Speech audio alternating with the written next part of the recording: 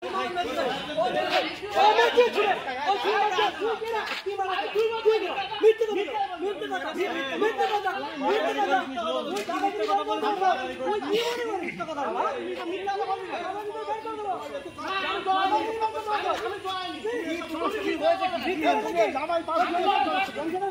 চব্বিশ পরগনার কদম্বগাছি গ্রাম পঞ্চায়েতের কাঠালিয়া গ্রামে সম্পত্তিগত বিবাদ ঘিরে রণক্ষেত্র আইএসএফ ও তৃণমূল।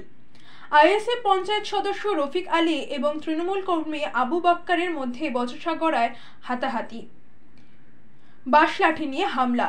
দুজনেই আহত অবস্থায় ভর্তি হন ছোট জগলিয়া গ্রামীণ হাসপাতালে, কিন্তু সেখানেই থামে না হিংসা। হাসপাতাল চত্বরে ফের হামলার অভিযোগ, এবার আইএসএফ সমর্থকদের বিরুদ্ধে।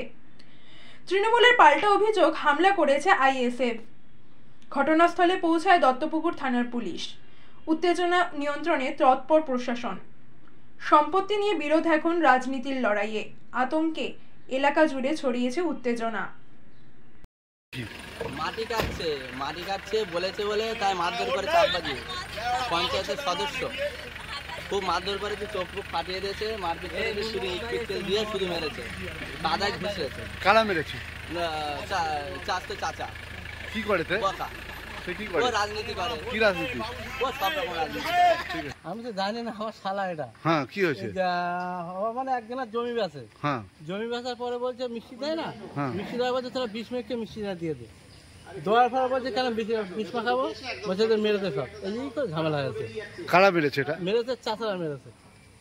তারপরে জমি জায়গা নিয়ে গন্ডগোল?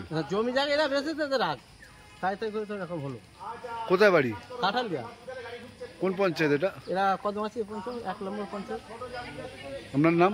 আমার নাম নুর মোহাম্মদ।